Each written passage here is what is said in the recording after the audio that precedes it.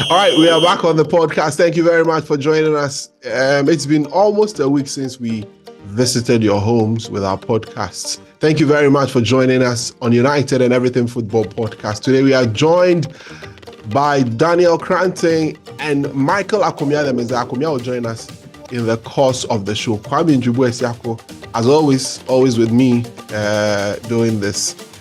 Daniel Cranting, since Ten Hag was confirmed to be staying, we've not heard from you. Danny, how have you been? Sorry, I'm good. But if you remember, I said that when I looked at the options on Ten Hag this thing, so it took this long to make the decision final. Yeah, finally. It's good to have you on the pod back on the pod with us. Thank you very much for joining. Kwame, Charlie, are you coming? Where are you coming from? It looks like you just landed from... Yeah. I can't review that, but I'm here.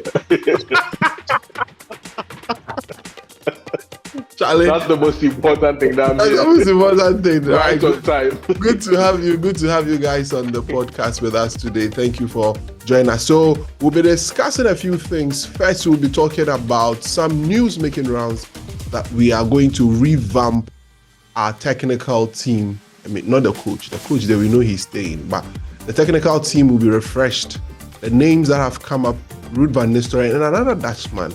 We'll be discussing how much of importance it will add to the team and everything to improve the team generally. Also, we'll be looking at the transfers and lots of names. Even before we started recording, the amount of transfer news that has come on Man United looks a lot, and we'll be discussing all of that here on the podcast.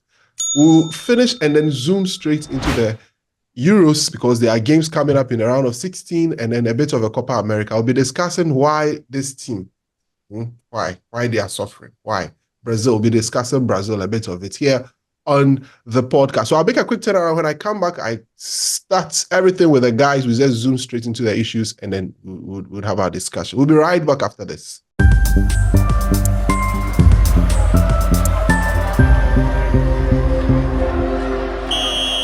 All right, thank you very much. We are back once again on the podcast. Thank you very much for joining us. If this is your first time watching, please remember to hit the subscribe button and hit the notification bell. Always important. Danny, let me start with you. So Ten Hag is staying. I don't know how you feel about it. Last season, he really vexed you. He vexed you. But generally, what's your thoughts on that? Him staying. So, Ten Hag is my guy. Like, yeah. I put my supporters badge on the line if Man United didn't hire him. And I was vindicated to his first season, but the second season, Charlie. Yeah. And for me, it was his posture. It's always been his posture. You see, if he assumes that posture, he understands that the results are not Man United level. Yeah. Fine. But it's almost like he's bragging with finishing 8th trophy. And for me, that is a problem because if 8th place and FA Cup is okay and it's enough to flex, then Charlie, I don't know.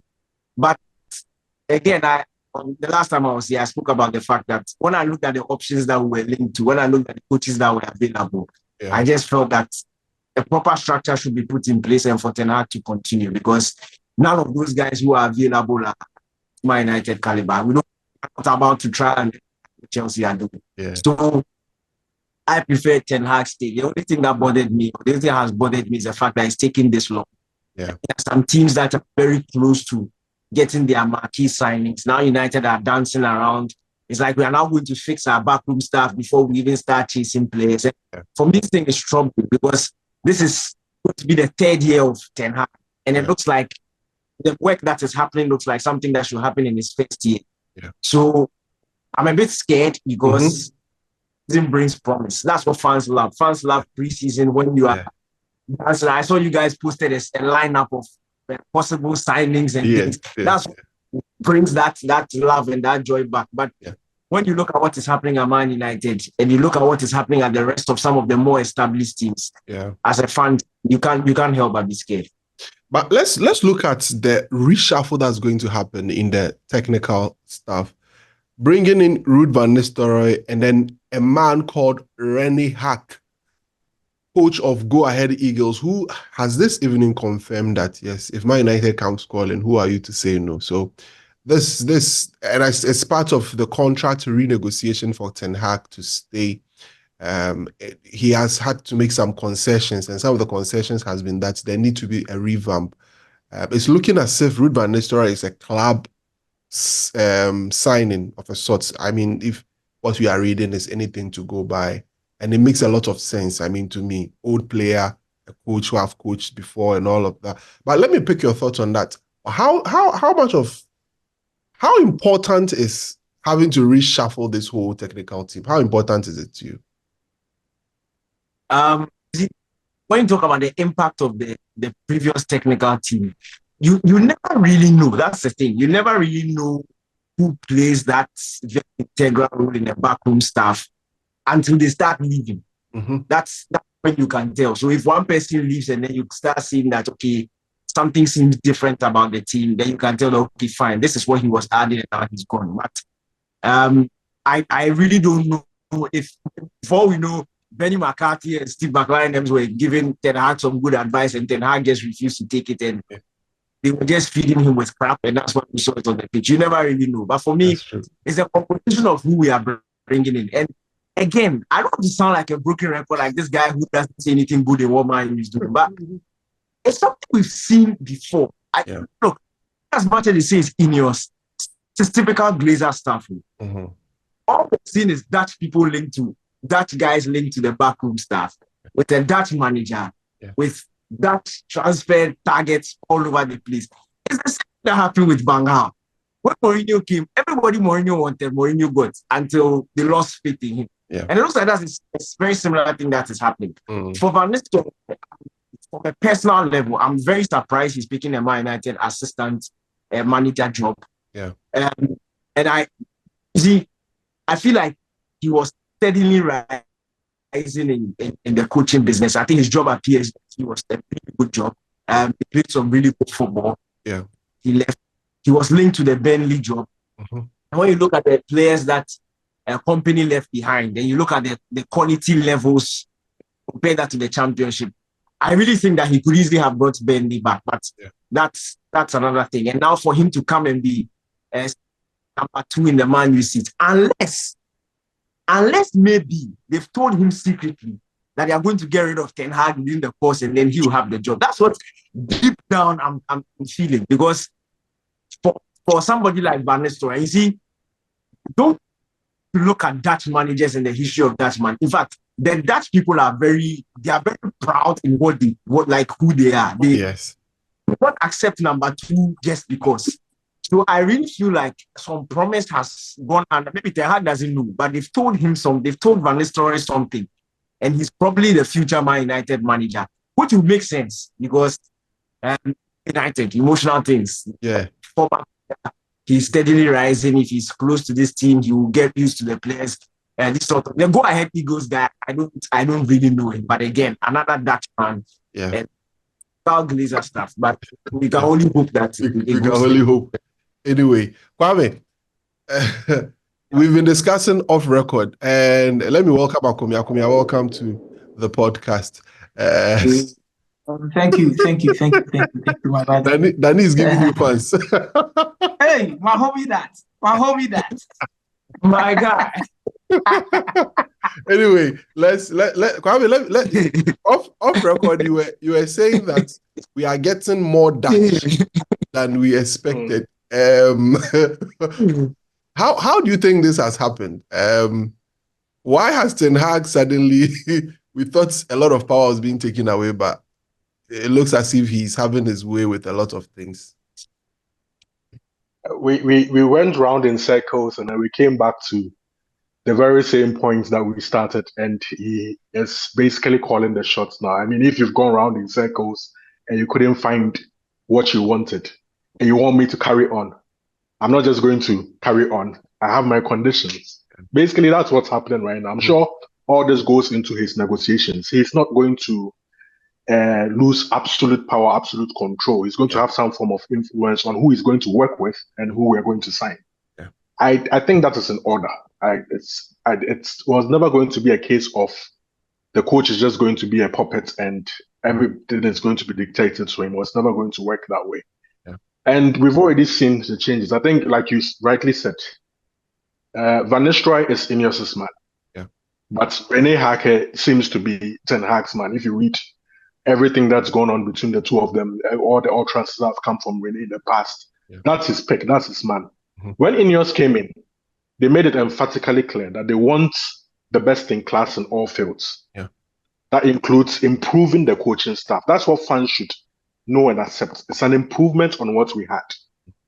We had, is it the South African, Benny McCarthy, whose contract has run out. Mm-hmm. If fans don't know, about 4 or 5 months ago, we lost one of our coaches, the set piece coach. What's his name again? The one Ramsey, Eric Ramsey. Eric Ramsey. Yeah. Exactly. He said after he had left that he actually did consider staying at Manchester United, but then he jumped at the opportunity to be a first team coach elsewhere. Bringing in 2 experienced coaches from the Dutch league. When I talk about experience, I'm talking about 2 coaches who have also coached elite level teams in the Dutch league. Now, this is the constitution of our backroom staff. You have Erik ten Hag, who coached Ajax and won a league title with them. Mm-hmm.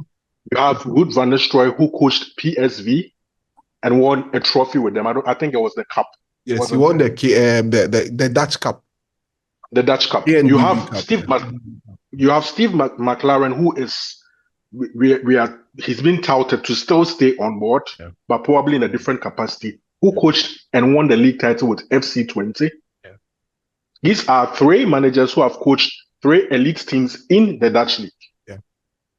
So it's not necessarily like deja vu with, like Daddy said, with Louis van Gaal.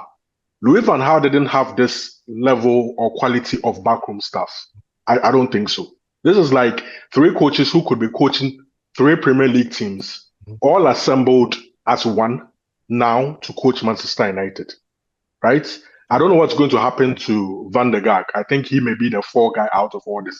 The rumors from last season has always been he could leave because he feels it is time for him to take up a first team role somewhere. So it could come down to a mutual sort of understanding and determination, not necessarily, oh, you are not a good coach and it's time for you to go. Yeah. Another thing that we've read over the past couple of days, we've read a lot. We've actually read, it's an overload of information, is that we are trying to model our coaching staff as that of Manchester City. The reason, the direct comparison here is Manchester City seem to have a hub of coaches right behind Pep Guardiola in terms of assistant coaches. When they do move for Manchester City, they seem to be ready to take on a bigger job, a bigger role elsewhere. Be it Arteta at Arsenal, be it Maresca at Leicester City, and now Chelsea. There seems to be a succession line, not a succession line for Manchester City, but a pathway for coaches to sort of kick on in their careers. That's why I think someone like Ruud van Nistelrooy would think about this as a bigger opportunity than going down into the championship. I mean, you move from PSV, which is a top league in Europe, you go to the championship, he may see it as a downgrade. Whereas if he stays a couple more years at Manchester United, like Dennis said, there could be a plan. There could be. I'm just throwing it out there. There could be a plan that just in case Erik ten Hag isn't the man for the near future, there is already a coach in place who, like you rightly said, knows the club, understands the club, loves the club, played for the club, is a legend at a football club, and is a very, very good coach, evidenced by what he's already achieved in his short managerial career. Or if it doesn't even work at Manchester United, he takes that experience from a big club to another big club that may hire him based off the fact that you worked at PSV, you worked at Manchester United, and we think you can work at a Borussia Dortmund, or you can work at an Atletico Madrid. That level or that caliber of club. Who knows? You're seeing Vincent Kompany take up a job at Bayern Munich despite coaching Burnley. Mm-hmm. It could also be an elite club. So he could see this as a bigger stepping stone than rather go on into the wilderness in the championship. And the championship is a wild, wild west. If everybody who follows the championship knows it. The fact that Burnley came up under Kompany doesn't mean that Burnley will come up straight away. You could be stuck there for the next 4 or 5 years. And you don't want that on your resume. You would rather have this kind of situation in your resume than battling, trying to get promoted from the championship. So yeah, the same goes for Rene Hack. He was coaching Go Ahead Eagles, not an FC20, not a PSV, not an Ajax, not a Feyenoord. It's Go Ahead Eagles. One of the teams that Eric Ten Hag coached along his way to becoming an Ajax manager. For him, it's a bigger stepping stone.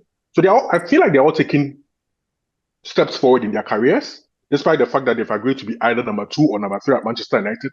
But this can offer them a platform like it's offered a platform at Manchester City for all the assistant coaches to get jobs at bigger European clubs.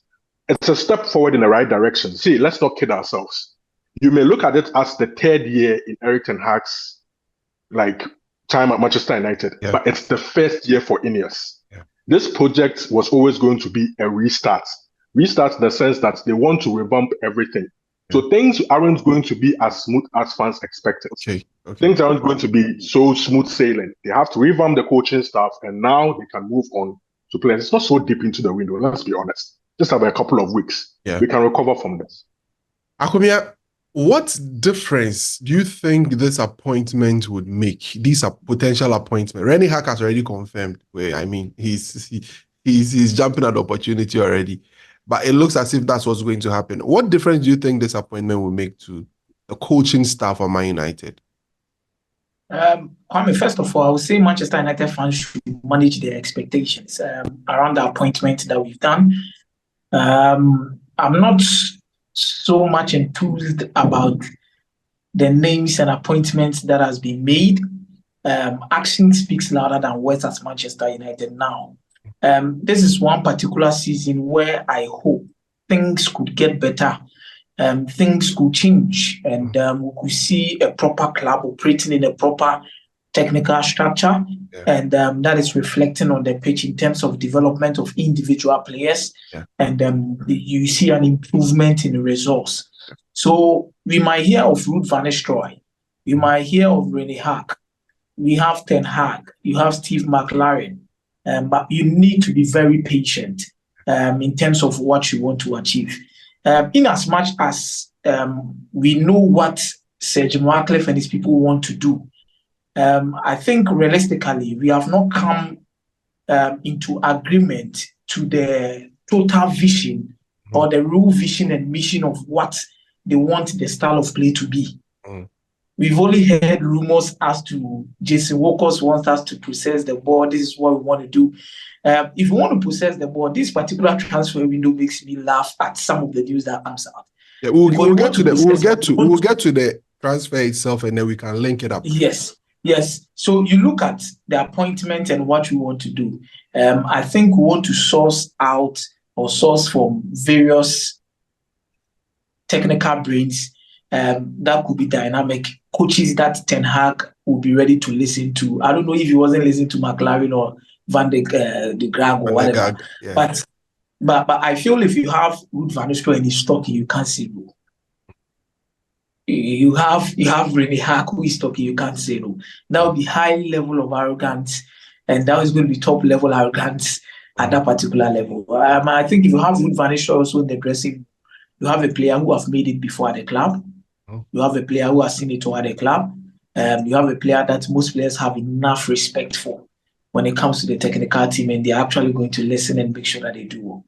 But the most important aspect of this club is how these coaches will be able to manage the culture in the dressing room. It's been poor.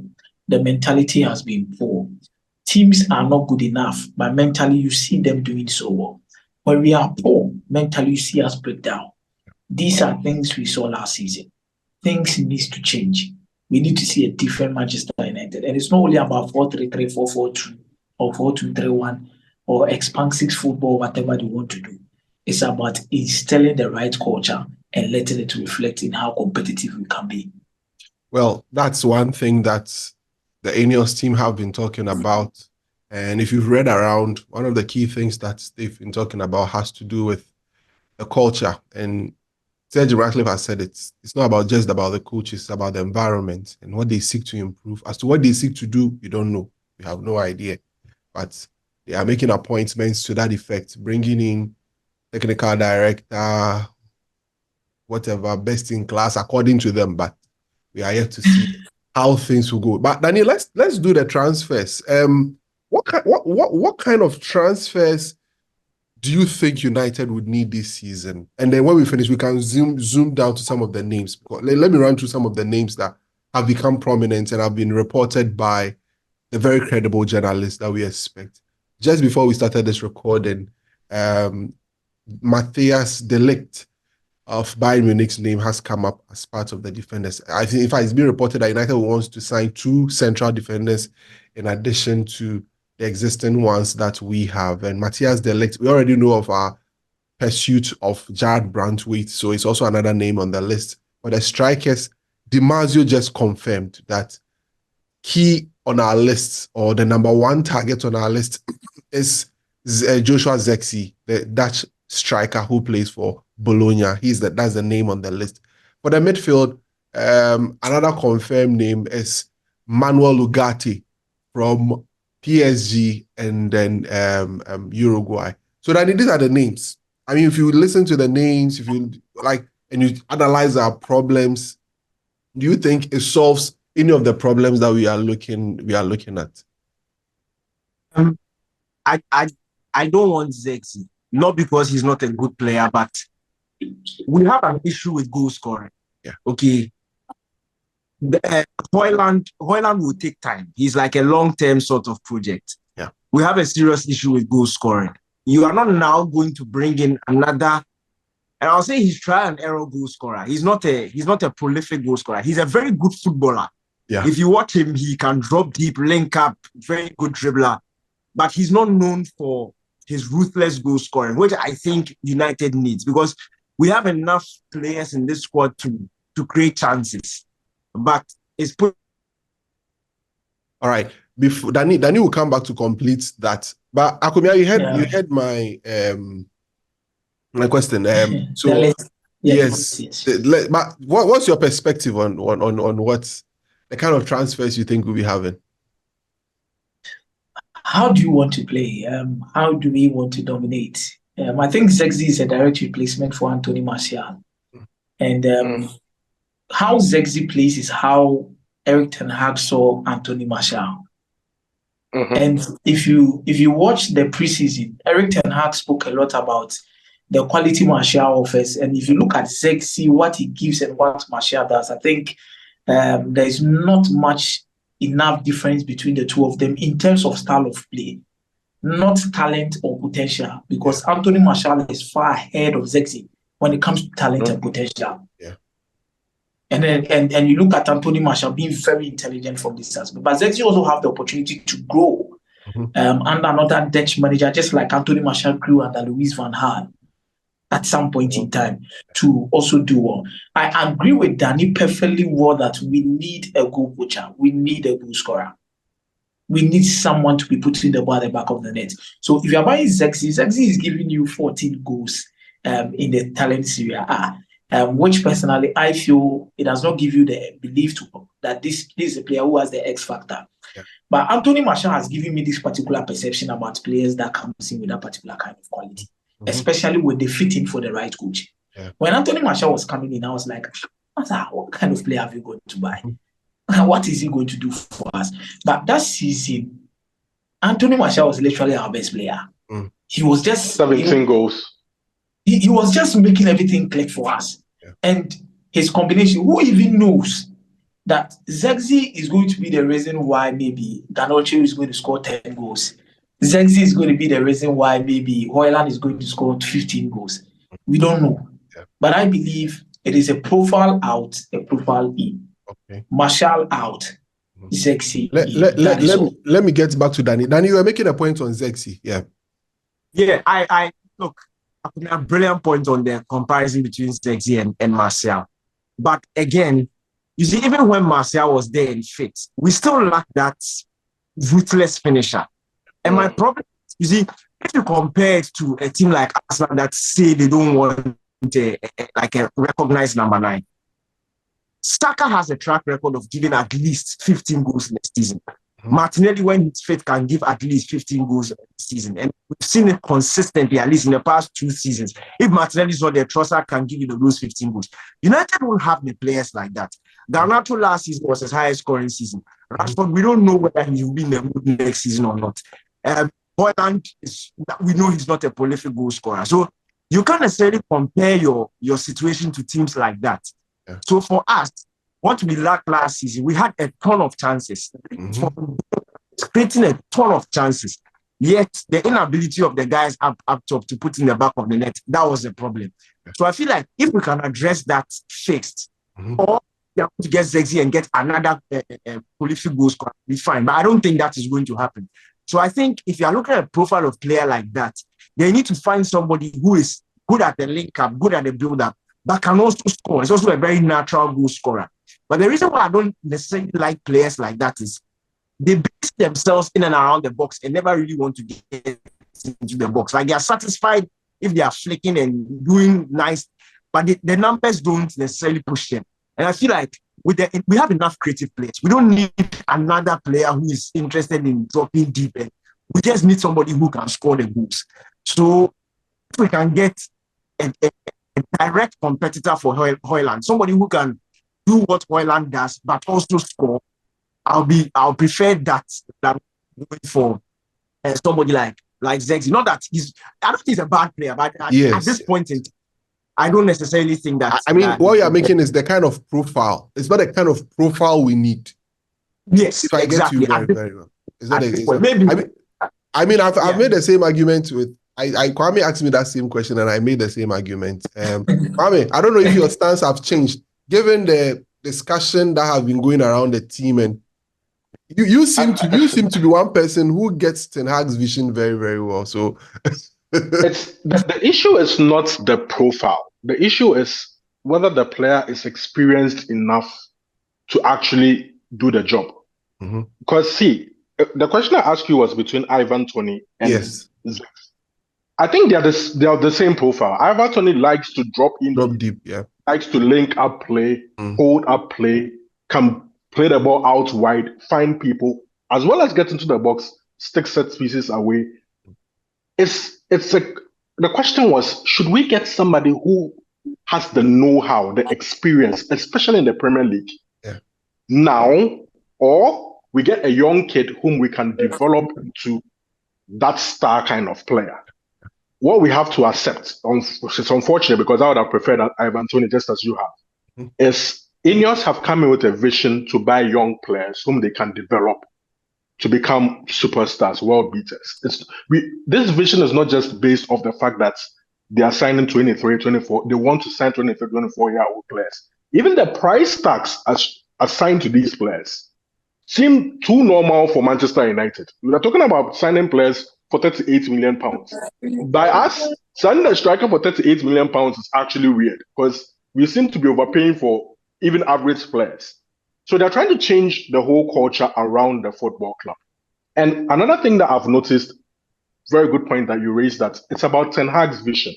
He works better with younger players than players who are already formed and difficult to teach new tricks. This Manchester United team, like his Ajax team, needs to get younger, but then with a sprinkle of experience. When I talk about sprinkle of experience, I'm talking about, you have a Bruno Fernandes who is 28, 29 years old. He's the captain of the football club. But one thing you will notice is, just like he had a player like Tadic, Bruno Fernandes, Tadic have not won the whole when it comes to football. They've not won everything. They are still motivated to win the lots. But then when you have very, very experienced players in the team, like a Varane or a Casemiro who have done it all, it's very difficult for them to buy into your idea. So I get the whole concept of getting younger under this manager based off who he has been, where he has coached. Ajax coaches young teams, develops young players, to be able to get the best out of them. I get the principle.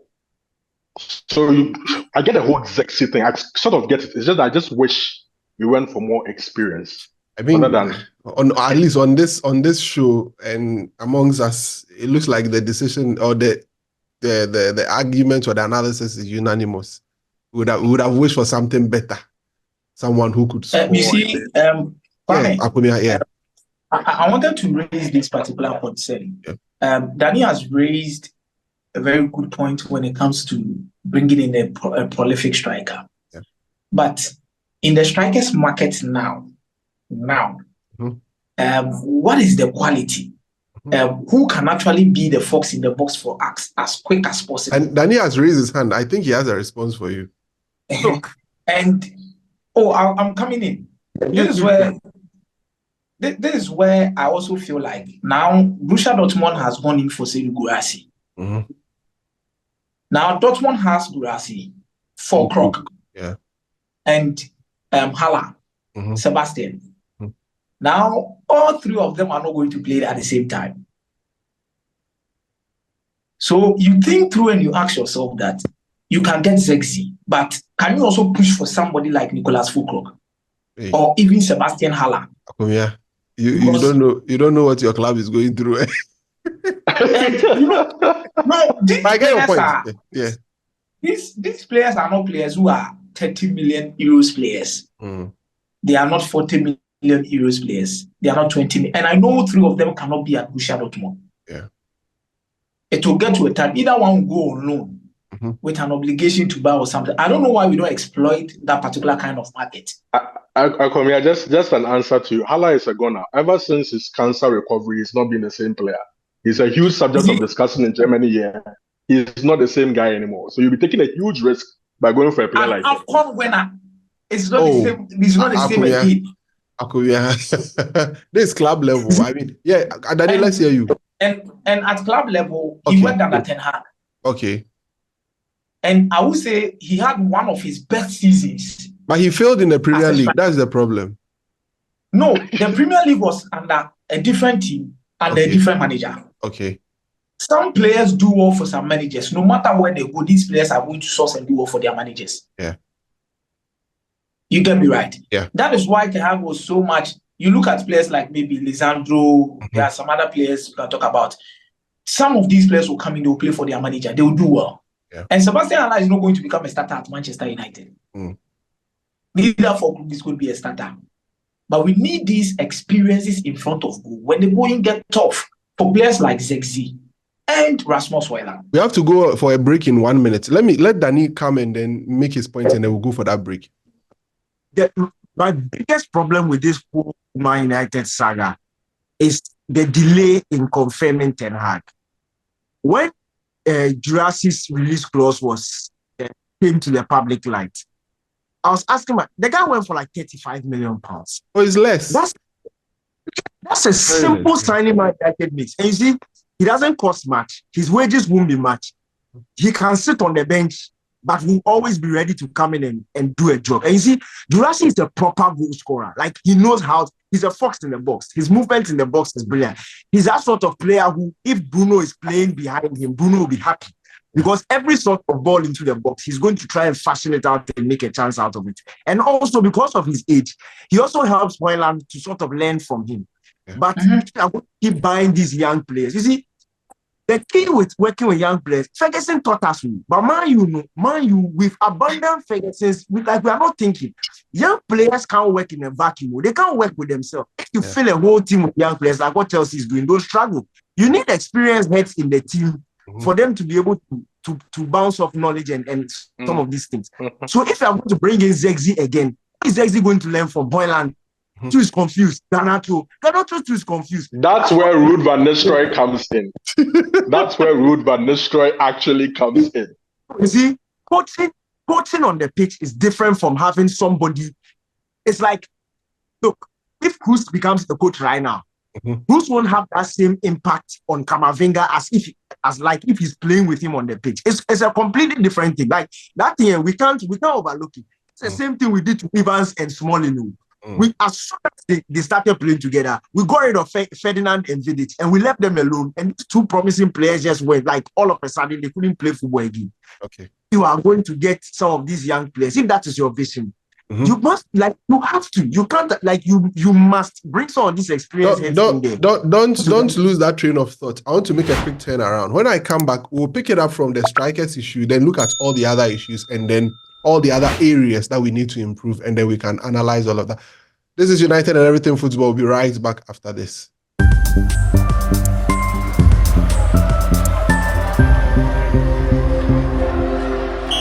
All right, we are back once again here on United and Everything Football Podcast. Thanks very much for joining us. Please remember to hit the subscribe button. Please remember to do that.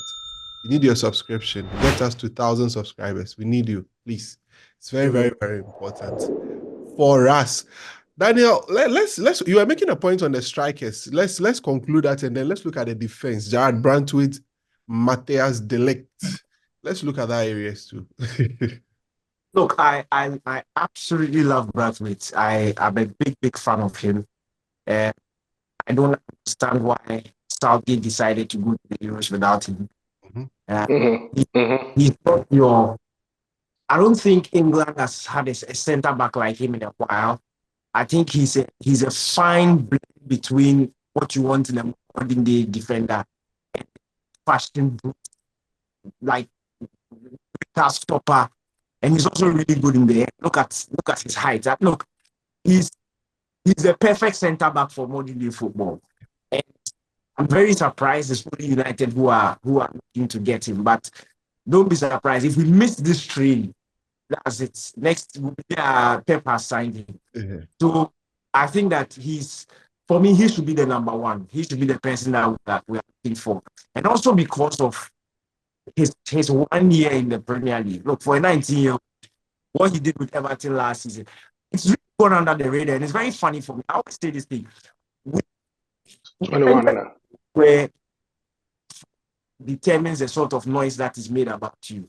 Mm-hmm. So I don't understand how Everton finished the league with the fourth best defense. Yes, they were battling relegation, but most people are not really talking about it. The combination with Tarkowski and then Pickford behind them was absolutely super. Like you don't finish the fourth best defense and you're not in top 10 of the league. Like for me, it's points deduction, so you should understand.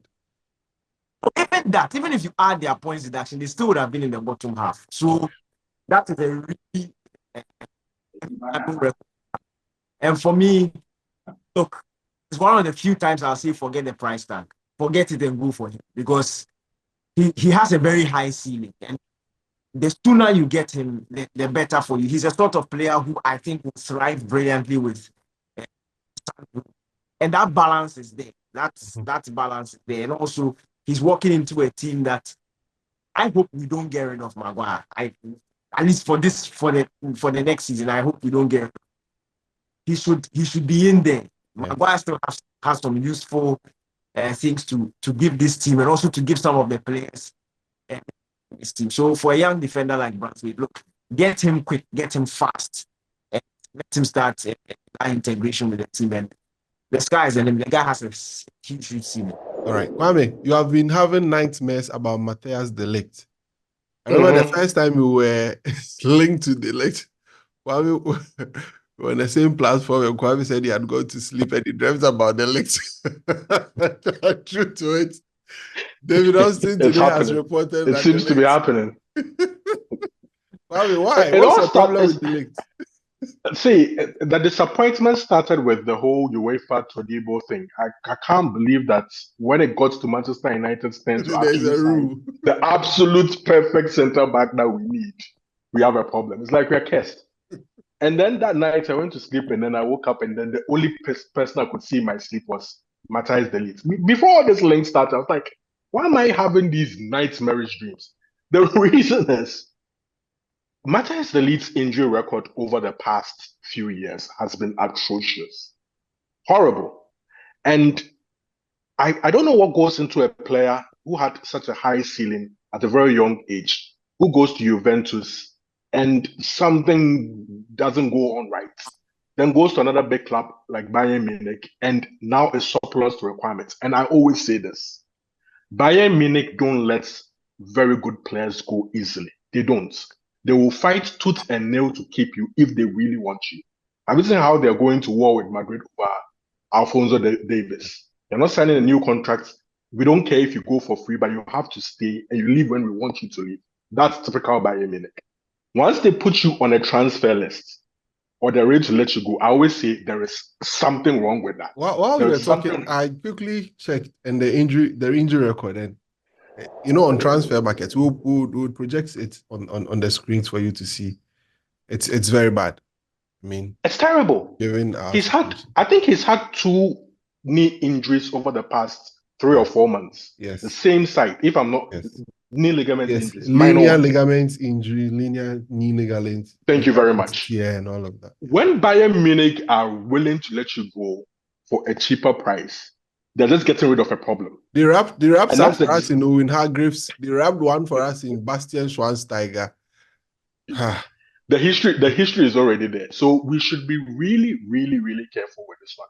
If we are getting him for like relatively very cheap, I would say because of his age, you can risk it. You can take a risk and then sign him. But the problem with that is we came off the back of an injury ravaged season last season. Our centre backs were almost inexistent. They were not available. Even Harry Maguire, Superman Harry Maguire was getting injured. Yeah. And then we go and buy a player who is injury prone and then add him to it, thinking that, I mean, how do you get rid of injury prone Varane and then replace him with another injury prone player? It doesn't make sense. The whole thing doesn't make sense to me. Yeah. But it is what it is. I mean, it is what it is. That is. Akobia, it's all just. You also one of the people who doesn't like the late. Personally, I'm not one of them, to be very honest. I know. I've heard that they speak a lot about Jared Braithwaite.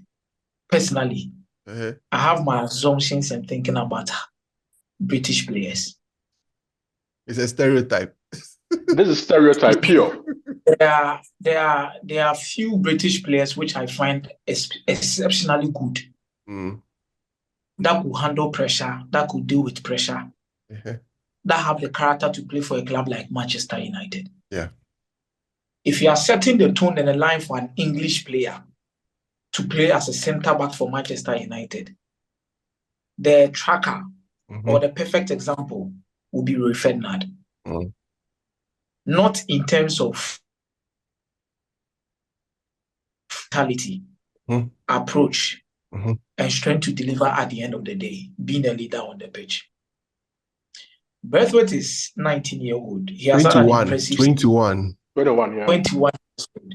He's had an impressive, let me not use even the word impressive, I would say a good season with Everton. By which Everton also feels that they are entitled to £70 million. That is the most annoying part. £80 million, £90 million. That even makes it worse when it comes to British players who are not at the top there by looking for such amount. You can't tell me Braithwaite has a higher ceiling than Calafiori. You can't convince me that Braithwaite has a higher ceiling than Matthias de Ligt than what we saw with him Matthias at the age of that's about 3 or 4 years ago, Akumia. 3 or 4 years ago. That ceiling was even huge. But I'm saying there's been a gap and he's not been able to realize. You can't tell me Jared Braithwaite has a higher ceiling than Bastoni. You see, sometimes I sit down and I look at our club and I look at what the kind of players we want to buy, just as Danny said, and the kind of quality available and the things we start doing.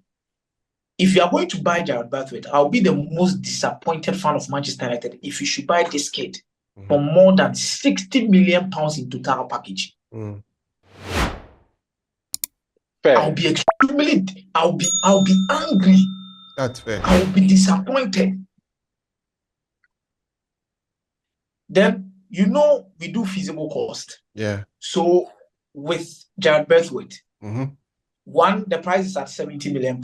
I know there has been stories that it is independent of what Brofokwa. Yeah. If Manchester United should get Matthias de Ligt for £30 million, £35 million, or even £40 million maximum, I don't think they're going to go in for Jared Braithwaite for that amount of money for £70 million or whatever they are talking about. No, it won't happen. When was the last time you saw Manchester United spend like £120 million on 2 centre backs at the same time? No, it's but this is a new regime, and there's a and you've already heard that they are having discussions with Johnny Evans to extend for 1 year. It's a contingency in case their defensive, the centre back plans do not pan out the way they want it to. That's the word out there. If after tomorrow or Monday, yeah, you don't hear anything about Manchester United agreeing a deal for Jared Braithwaite, it's either we are going to buy him for 70 million pounds, or we are not going to buy at all. But that the new regime, at least from what we are seeing with the way they are even handling Dan Ashworth's situation, the new regime is one that has decided not to back down. It is the sellers market. Everton is having new owners that are coming in who are in exclusivity, trying to discuss what they want to do and all of those things. Yeah. But they believe Matthias de Ligt has worked with Erik ten Hag before. Yeah. He had his best season with Erik ten Hag. And to be very honest with you, his career path, anyone who advised him or showed or told him to move to Juventus really worried the guy. Mino Raiola. Of blessed memory. He messed everything up. Now, I have concerns about the injury. I agree with you perfectly well. Yeah. But he's just 24 years. Am I lying? Yeah. He's still young. He has not reached the peak age of his footballing career, which is between 28, 29 to even 30. An injury-free Matthias de Ligt and Erik ten Hag, I could have hopes based on two things. One, we've seen him under the same coach and the performance he put up. Number two, he has enough experience through Juventus to Bayern Munich to correct every single mistake he's done. Okay. These are the two things I'm basing on. All right. Danny, have your say on De Ligt and add Ugarte to it. I'll pick 1 minute of Ugarte from Michael and Kwame, and then we'll switch to the Euros. I don't think it should be Braithwaite or De Ligt, because we've had a problem with replacing Martinez anytime he's injured. Yes. Anytime Martinez is injured. In fact, last 2 seasons, it was Shaw who came to left centre back. Yeah. This season, we didn't have anybody there. Braithwaite. All right. So Danny will come back and then complete his analysis of the situation with regards to Jared Braithwaite and then Matthias de Ligt. It looks like he's having a few challenges with his network. But Kwame, let me get to you. Ugarte. What's your thoughts on Ugarte? In case we don't get Danny back, I think he's. All right, Danny. Let's hear you on your analysis on. Yeah, Danny. Let's hear you. I'll say that it shouldn't be either or. I think. Yeah, I'm saying it shouldn't be either or. If we have the opportunity to get Braithwaite, we need to get him, because we have a still. This is the second 2 seasons that Martinez has been with us. He's been injured for quite a while, and anytime he's out, United seems to struggle. So we need a replacement. I prefer Braithwaite because it's not just about the left-footed, the passing. The height is also something really important. Akumia mentioned Calafiori. Look, he's also a really good option, fantastic centre back, but it's how quickly he may adapt to the Premier League that could be a problem. Braithwaite has experience playing for PSV, where he did really well. He played a full season there, and then he came to Everton. So he's played in 2 different environments where he seemed to thrive. So for me, I think it is important. If we want to add, Danny will come back and complete his point on Jared Braithwaite coming in, and to add up to Danny, what Danny was saying about it's not a situation of either Braithwaite or De Ligt. The actual report, Danny, I'm just adding up to what you were saying. The actual report from David Onston is that we are going in for Matthias de Ligt, and it is independent of the deal that we want to do for Jared Braithwaite. So what it means is that we are getting both of them if the prices are for both players are right. But the news out there actually is that we need 2 defenders, one left-sided, then one right-sided. So that's imperative. It's imperative we sign 2 centre backs. Yes. So Danny, let's move to Ugarte. How much of need do we need? See, we need him more, and this is what pisses me off about Man U and Man U fans. 2 seasons ago, when Casemiro was coming in, I said, look, what he's done at Real Madrid. The guy is old. We're a team that is trying to build for our future. Yeah. I didn't think it was a good signing. Hey, now we are back to square one. Ericsson is useless. Casemiro is useless. Malacia is useless. Look, we are basically starting again. And the money we spent on some of these players, for me, is painful because we could easily have been 3 years ahead. Now we have to go back and start afresh. Ugarte is somebody we should have got 2 seasons ago, but we didn't. I think that he's not necessarily got his opportunities at PSG, but it doesn't mean he's not a good player. If you've watched him in the Copa, these 2 games at the Copa, you can see clear quality. And for me, some of these players just need the right environment with the right profile of players around them for them to thrive. And I feel like if we do our transfer business, if you get somebody like Ugarte, look, it brings the best out of so many other defenders. Don't let Amrabat go though. Like Amrabat should stay and be a squad player. But adding Ugarte to it is a perfect signing. He's young, he has a high ceiling, and he's that modern. He's not just a stopper, he also has some good passing range to him. He's a sort of player that we need, a person that we should have gotten 2 seasons ago instead of Casemiro. So now we have the chance, we need to push it. Kwame, from what you are reading, his issue at PSG has been mainly profiling. I mean, it looks like the coach doesn't see him as the ideal midfielder to play the kind of football he wants to play. But it's an opportunity signing for United, and it looks like something we are exploring. How good is he going to come? That's the problem when you have technical or sporting directors working independent of managers. Ugarte was signed before Luis Enrique came into the football club. And the manager comes to the football club and goes like, this is not the kind of player that I like. Apparently, Luis Enrique prefers a deep-lying playmaker, and Ugarte is more like a destroyer sort of. And that's not the kind of player that he wants. So the player then becomes surplus to requirements. It's the exact same situation you want to avoid at Manchester United. The exact same situation that Ashworth always speaks against, that you cannot work independent of what the manager's opinion on a player suggested is. So I think that's what the structure of Manchester United is going to be. Ugarte, like you said, opportunistic signing, but you couldn't ask for a better gift if you wanted one on your laps, considering the issue that we have with Casemiro. And I don't think Amrabat is coming back. I don't think so. I think Ineos feel they can do better than another Eric Ten Hag signing, you know. So it's going to be Ugarte for a reasonable price. He's a good player. There's a player that Arsenal wanted to sign last season. It was Chelsea actually, Chelsea were so close to actually signing him. At the last minute, he made a big mistake by choosing PSG over them. If they had probably signed him, they would have signed a player like Caicedo. Caicedo would probably have ended up at Liverpool. The whole domino effect thing. So yeah, we are lucky that he's become available again, and I think it's an opportunity that we should jump at. Young, energetic, and he has something to play for. You can develop a player there. You can keep on developing and getting a better player over there. But I don't think Ugarte alone is good enough. Like Dennis said, Ericsson is also he'll probably be out of the club. So we'll probably need another midfielder in addition to Ugarte. But then Ugarte is a good place to start.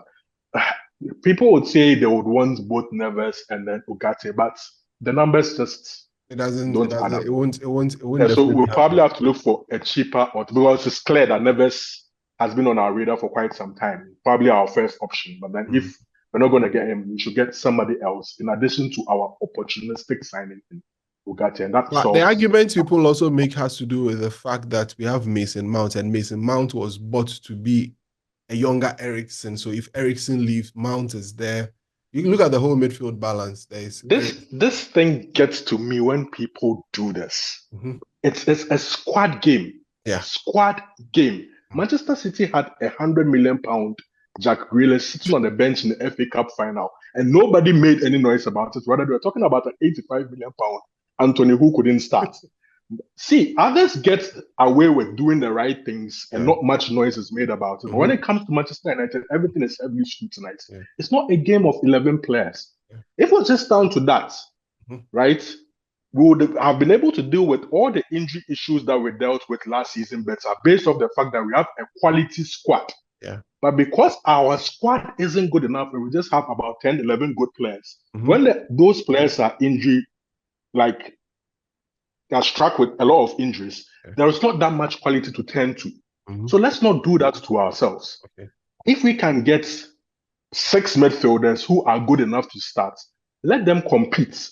Mhm. You see, it's competition that brings the best out of players. Absolutely. Mason Mount should bloody fight for his position. One good thing about Mason Mount is he's not just an 8. He Yeah. could play 7. We've seen him play 11 and 7 11 for and 7. Chelsea, for Manchester United. Mm. So that kind of there's that variability to his game. But the overriding fact is we should create quality competition to bring the best out of players. Mm. Build a quality squad like Manchester City does. Mhm. When City has 11 starters sitting on the bench, Mhm. you see 11 very good players on the football pitch playing who could probably start every single week. Mm. When United has his first 11 out, we are scratching down the bar. We are scratching our heads thinking who is actually good enough. And that's our problem. So let's not do this to ourselves. We should stop this. And we have this player, so why are we going to? No, get as many quality players as possible. The player that can't stay anymore because of how good the squad is will leave. Just as Ugarte is being forced to leave PSG because their midfield is stacked. Yeah. Our midfield is threadbare when it comes to certain qualities of certain players that we actually need, certain qualities that we need. Yeah. Get those players in. The one who can't survive, battle of the fittest, the one who can't survive should leave Manchester United. As simple as that. What would you describe as a perfect window for us, given the lists that we've seen? Ugarte, Brandtwaite, De Ligt. What's the name again? I mean, the names that we've seen. Zexi. What do you think would constitute a good window for us? Luke Shaw can't stay fit to save his life. Okay. So we need a left back, 100%. We've been linked with this boy from Bournemouth, Kerkers. Yeah, Kerkers. Milos He's not an exceptional Euros, but I think it's a Premier League proven player who could do a job for a reasonable price. Okay. Also young. We have to consider the age profile of these players. Okay. Then we need a couple of centre backs, Okay. like Danny has said. Not either or, both. We need 2 central midfielders. Okay. We need a centre forward. All right. Akobia, what do you think would be a perfect window for Manchester United? Or let me start with a good window. Okay, a good window, 2 centre backs, 1 midfielder, 1 striker. We could cope with it for just having the rest of the players being fit. I don't want Eriksen to leave the team anytime soon. I need experience. I don't want Casemiro to leave anytime soon. I need experience around him teaching a lot. Teaching, even if Ugarte should come, I think Casemiro should be around. Only if he's going to accept that we have a lot of competition to play and he's not going to get enough time. I think he's going to teach Ugarte a lot of things. He needs a player like Casemiro to help him per his career and what he wants to do. Mason Mount will still need a Christian Eriksen to also help him. But I feel our 2 centre-back pairs, Lindelof or one of the guys should be able to leave. Then we bring in Braithwaite, we bring in Matthijs de Ligt. He's a leader. Yeah. Matthijs de Ligt is a fighter. The latter part of the season, we can say anything we want against him, but he and Eric Dyer's partnership for Bayern Munich was really that good before they even went out of the Champions League. And he has enough experience. Then Dexter will come in. We'll see how Garnacho will play off him. Ahmad will play off him. Rashford will play off him. Højlund will benefit. And Bruno should lead the pack. And let's see what Mount is also going to bring in terms of tenacity into the midfield. And all I need is hoping that most of our players will be fit. Then even 4 signings will be good. We can't use one summer to solve all problems. Kwame. We need to be realistic. We are not there yet. So 4 signings, target top 4. Make sure we revamp our medical center or our health resource that we have. Then we make sure we have players fit. We fight for top 4. We fight for another domestic trophy. Go forward in the Europa League. Then I think we are good. All right. So let's switch our attention to the European Championship. Thank you very much for enjoying the United part. Let's do a quick switch to the European Championship that is currently ongoing and the group stages are done. The round of 16 is where we've gotten to at the moment. And there's been some very nice pairing. And if you're watching this, probably you would have watched the Germany versus Who is Germany playing once again? I've lost my. Germany is playing Denmark. Germany, Denmark, and then the Italy versus Switzerland would also be ongoing. Yes. And also there is England, Slovakia also happening. And then there's a bit of France, Belgium, some of these games. But Kwame, how it looks as if one end has a lot of the big teams that we're looking at. I thought it would have spread all over, but it looks like one. Yeah, we'll project it. We'll project it for our viewers to see. One end has it, and then the other end also has it. But let's look at the games. You are in Germany. How is the mood like tomorrow? Oh, they're excited, super excited. They are looking forward to it. See, despite the fact that they are on the wrong side of the draw. Let me put it that way. That's how everybody seems to be calling it. They have certain countries that are on the wrong side and others on the easier side. They're optimistic. They're optimistic because of how Germany took their group by storm. The fighting spirits in the last game. I mean, their first two games were relatively easy. Their last game against Switzerland was a bit tough, but they showed a bit of resilience by scoring in the last minute not to lose that game and top their group. They really wanted to top their group to avoid a big nation in the knockout stage, the first round of the knockout stages. But what gives them hope is they didn't have hope for this German team leading up to the tournament. And in typical German fashion, when the tournament does come around, most often than not, it doesn't matter what German team is out there. They suddenly just wake up. You don't find Germany going back-to-back tournaments where they don't perform. Yeah. They have a good team now. They have a striker that they can call off the bench who can actually bang in the goals. They feel like they can go far in this competition, so they're looking forward to it.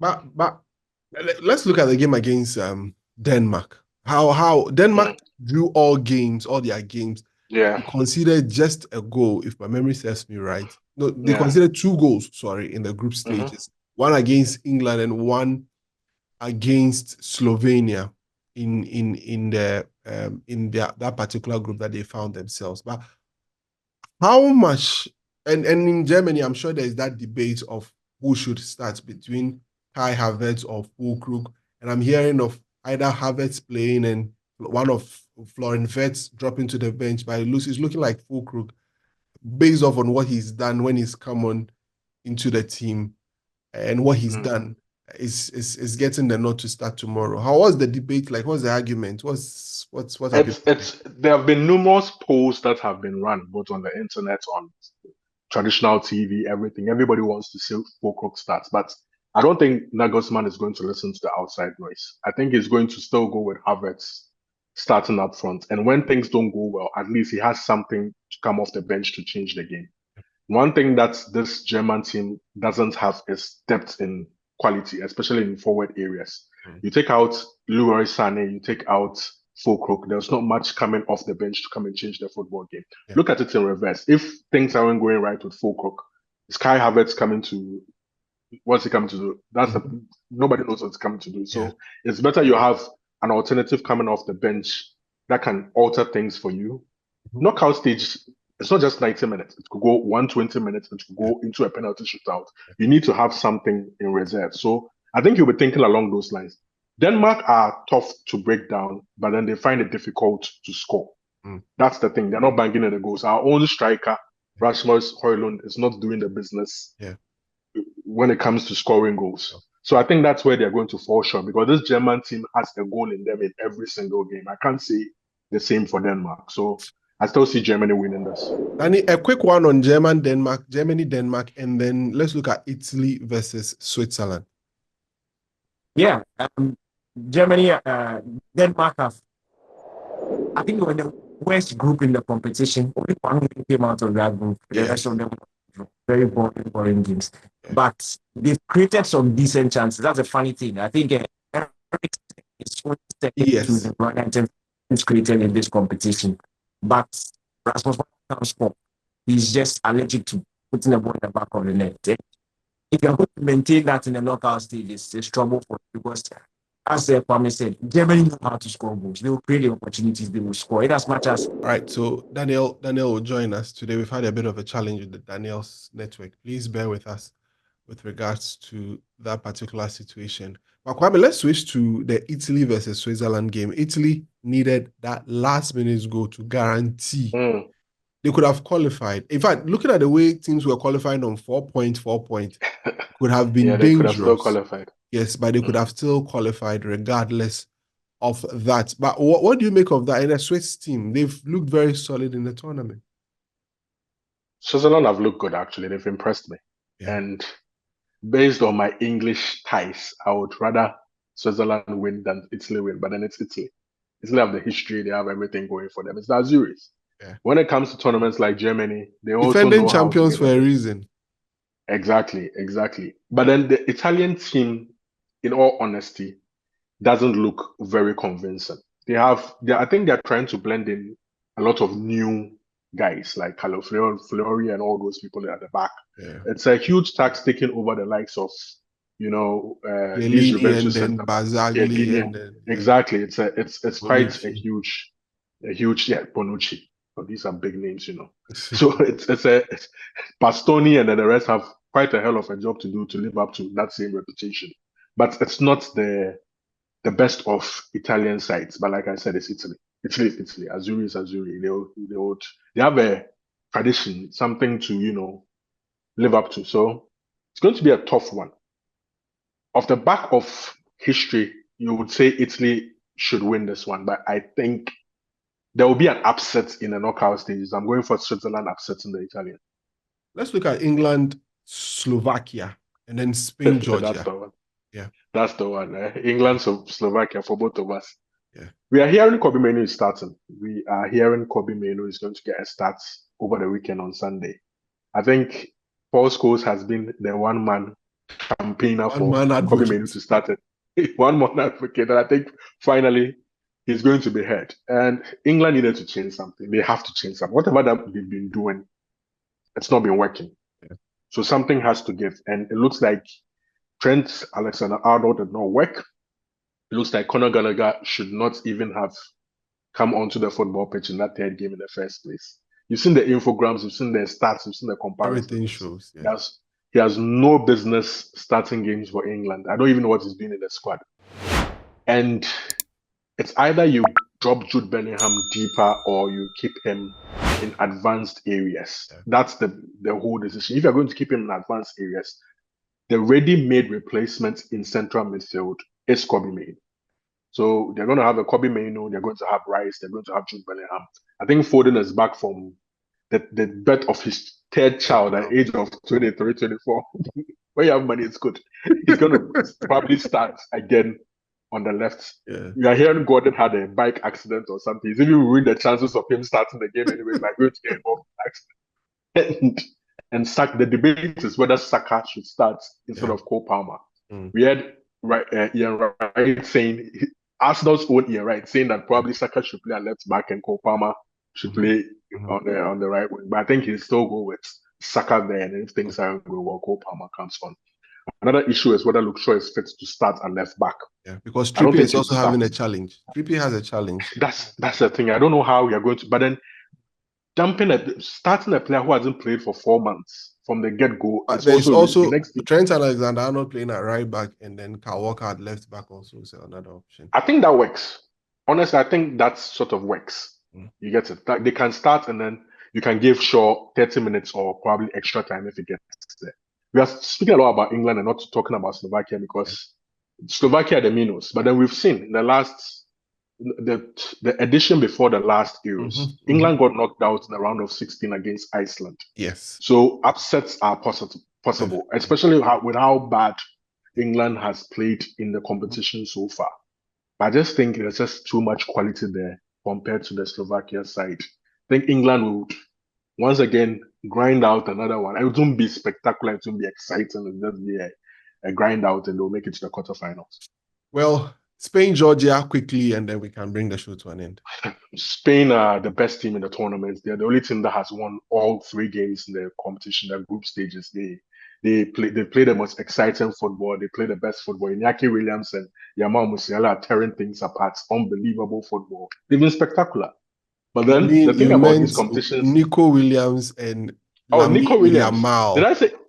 He said Inaki yeah. Williams and Jamal Musiala. Jesus Christ, my sorry. These are not completely off. Jamal Musiala, Lamine Yamal, and then You said the same thing. Nico Williams. Yes. Yes, the Williams brother, the other one. Yes. Nico Williams, and then Lamine Yamal. Yeah, the Barca guy, the Barca kid, the 16-year-old kid. Yes, he's 16. It's crazy. It's ridiculous. 16. He doesn't make sense. He's absolutely ridiculous. Like the things he's been able to. I can't believe it. Yeah, honestly, 16 years. It's incredible and you see they're allowing these kids to play.